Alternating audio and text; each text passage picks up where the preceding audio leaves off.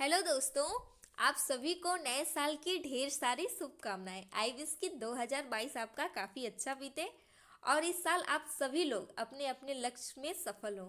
तो इसी विश के साथ आज के इस वीडियो को शुरू करते हैं। आज के इस वीडियो में हम डिस्कस करेंगे भारतीय अर्थव्यवस्था से संबंधित कुछ महत्वपूर्ण प्रश्नों को, कुछ ऐसे प्रश्न जो एग्जाम में काफ़ी ज़्यादा पूछे जाते हैं। तो आप इस वीडियो को विदाउट स्किप पूरा देखिएगा, तभी आपको इसका बेनिफिट मिलेगा। तो चलिए स्टार्ट करते हैं। पहला प्रश्न है, देश की प्रथम पंचवर्षीय योजना किस मॉडल पर आधारित थी? देश की प्रथम पंचवर्षीय योजना, जिसका टाइम पीरियड था 1951 से लेकर 1956 तक, ये हेराल्ड डोमार मॉडल पर आधारित थी।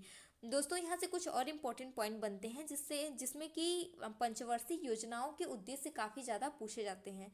तो पहली पंचवर्षीय योजना का जो मुख्य उद्देश्य था वो था कृषि एवं सिंचाई। इस पंचवर्षीय योजना में कृषि एवं सिंचाई पर काफ़ी अधिक बल दिया गया था। इसमें विकास दर का जो लक्ष्य रखा गया था वो 2.1 का रखा गया था, लेकिन इसमें जो प्राप्ति हुई थी वो 3.6 की हुई थी। दोस्तों, इसी पहली पंचवर्षीय योजना के तहत ही 5 आईआईटी कॉलेज की स्थापना हुई थी। भाखड़ा नांगल बांध और हीराकुंड बांध भी इसी परियोजना के तहत बनाए गए थे। अगला प्रश्न है, मुंबई योजना कब लागू की गई? मुंबई योजना को 1944 में लागू किया गया था और इसको ही बॉम्बे प्लान के नाम से भी जाना जाता है। अगला प्रश्न है, भारत में आर्थिक नियोजन प्रणाली शुरू करने का श्रेय किसे दिया जाता है? या भारत में आर्थिक नियोजन प्रणाली किसने शुरू किया था या किसके द्वारा शुरू किया गया था? तो इनका नाम था सर विश्वेश्वरैया। अगला प्रश्न है, प्लान्ड इकोनॉमी फॉर इंडिया के लेखक कौन है? प्लान्ड इकोनॉमी फॉर इंडिया के लेखक हैं विश्वेश्वरैया। अगला प्रश्न है, मिड डे मील की शुरुआत कब और किस पंचवर्षीय योजना के तहत हुई थी? दोस्तों, मिड डे मील योजना की शुरुआत कब और किस पंचवर्षीय योजना के तहत हुई थी? तो इसकी शुरुआत 15 अगस्त 1995 में 8वीं पंचवर्षीय योजना के तहत हुई थी। तो 8वीं पंचवर्षीय योजना के बारे में थोड़ा डिटेल में जानते हैं। तो दोस्तों, 8वीं पंचवर्षीय योजना का जो टाइम पीरियड था वो था 1992 से लेकर 1997 तक। और 8वीं पंचवर्षीय योजना का जो उद्देश्य था वो रखा गया था मानव संसाधन का विकास, और इसमें विकास दर का जो लक्ष्य रखा गया था वो 5.6 का रखा गया था और जो प्राप्ति हुई थी वो 6.8 की हुई थी। और इसी योजना में यानी कि 8वीं पंचवर्षीय योजना में ही 1993 में प्रधानमंत्री रोजगार योजना शुरू की गई थी। इसमें इसका मुख्य जो उद्देश्य था वो था कि 10 लाख शिक्षित बेरोजगारों को रोजगार उपलब्ध कराना। अगला प्रश्न है, किस योजना में 20 सूत्री कार्यक्रम की शुरुआत हुई थी? किस योजना में 20 सूत्री कार्यक्रम की शुरुआत हुई थी? तो इसकी शुरुआत 5वीं पंचवर्षीय योजना में हुई थी। दोस्तों, जो 5वीं पंचवर्षीय योजना थी उसका जो टाइम पीरियड था वो 1974 से लेकर 1978 तक था। अब आप ये कहेंगे कि ये जो पंचवर्षीय योजना है ये तो 5 साल की होती है, लेकिन 1974 से लेकर 1978 तक ये तो 4 साल ही हुआ। तो हाँ दोस्तों, ये लघु पंचवर्षीय योजना थी जो कि सिर्फ 4 साल की थी। और इसमें उद्देश्य जो था वो गरीबी उन्मूलन एवं आत्मनिर्भरता, ये इसका मुख्य उद्देश्य था। और इसमें विकास दर का जो लक्ष्य रखा गया था वो 4.4 का रखा गया था और टोटल प्राप्ति जो हुई थी वो 4.8 की हुई थी। 5वीं पंचवर्षीय योजना में ही एक फेमस नारा दिया गया था जो कि था गरीबी हटाओ नारा, जो इंदिरा गांधी जी के द्वारा दिया गया था। इसी 5वीं पंचवर्षीय योजना में दिया गया था, जो एग्जाम में काफ़ी बार पूछा गया है। 1975 में आरआरबी की स्थापना हुई और 1975 में ही 20 सूत्री कार्यक्रम की शुरुआत हुई थी।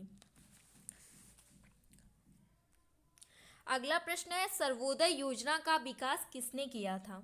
सर्वोदय योजना का विकास किसने किया था? तो जयप्रकाश नारायण ने सर्वोदय योजना का विकास किया था। अगला प्रश्न है, आर्थिक नियोजन की अवधारणा को विकसित करने का श्रेय किस देश को जाता है?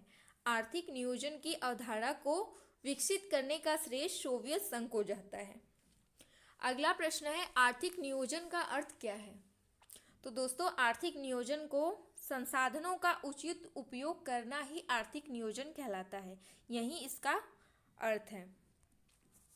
अगला प्रश्न है, प्रथम पंचवर्षीय योजना का समय क्या था? जो आपको पहले बताया है कि इसका टाइम पीरियड क्या था, तो वो था 1951 से लेकर 1956 तक। अगला प्रश्न है, रोलिंग प्लान, जिसे कि अनवरत योजना के रोलिंग प्लान अनवरत योजना को भारत में लागू करने का श्रेय किसे दिया जाता है? यानी कि रोलिंग प्लान, जिसे कि अनवरत योजना भी कहते हैं, इसको भारत में किसने लागू किया था? तो इसको भारत में लागू किया था डीडी लकड़वाला ने। और इसी योजना को सेकेंड हॉलीडे प्लान के नाम से जानते हैं। और इसका जो टाइम पीरियड था वो 1978 से लेकर 1980 तक था। अगला प्रश्न है, चौथी पंचवर्षीय योजना किस मॉडल पर आधारित थी? तो दोस्तों, चौथी पंचवर्षीय योजना जो है वो ओपन कंसिस्टेंसी मॉडल पर आधारित थी।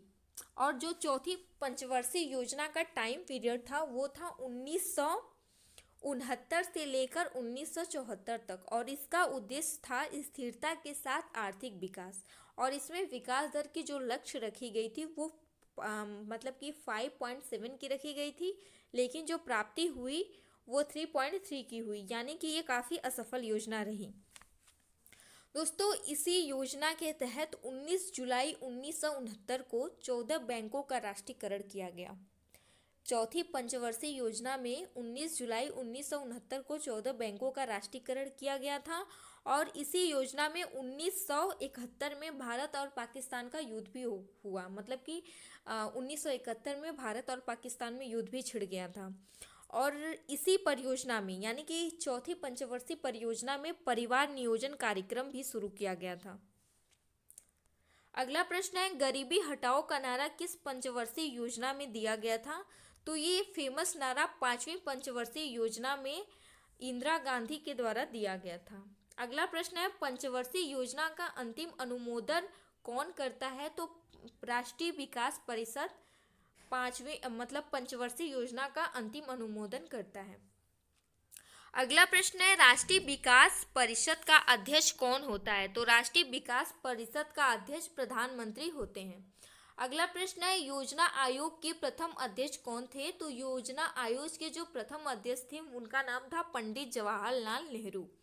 अगला प्रश्न है, लघु पंचवर्षीय योजना कौन सी थी? तो चौथी यानी कि पांचवी पंचवर्षीय योजना, जो कि सिर्फ 4 वर्ष तक चली थी, ये एक लघु पंचवर्षीय योजना थी। अगला प्रश्न है, आरआरबी की स्थापना किस पंचवर्षीय योजना में हुई थी? तो आरआरबी की स्थापना जो है वो पांचवी पंचवर्षीय योजना में हुई थी। और 1900 इसी पंचवर्षीय योजना में ही 20 सूत्री कार्यक्रम भी शुरू किया गया था और आरआरबी की स्थापना भी हुई थी। 1975 में आरआरबी की स्थापना हुई थी और पहला जो ग्रामीण बैंक है वो खोला गया था मुरादाबाद में। अगला प्रश्न है, नाबार्ड की स्थापना कब हुई थी? नाबार्ड की स्थापना किस पंचवर्षीय योजना में हुई थी? तो इसकी नाबार्ड की जो स्थापना है वो छठी पंचवर्षीय योजना में हुई थी। छठी पंचवर्षीय योजना का जो टाइम पीरियड था वो 1980 से लेकर 1985 तक था। और नाबार्ड की स्थापना हुई थी 12 जुलाई 1982 को। दोस्तों, नाबार्ड की जो स्थापना हुई थी वो 12 जुलाई 1982 को हुई थी। अगला प्रश्न है, नरेगा को पूरे विश्व में कब लागू किया गया? नरेगा को पूरे विश्व में कब लागू किया गया? तो दोस्तों, 10वीं पंचवर्षीय योजना में जो है वो नरेगा फरवरी 2006 में नरेगा शुरू हुआ था। ये नरेगा को पूरे देश में लागू किया गया था 2008 में, लेकिन इसे शुरू किया गया था फरवरी 2006 में नरेगा के नाम से, जिसका नाम होता था नेशनल रूरल एम्प्लॉयमेंट,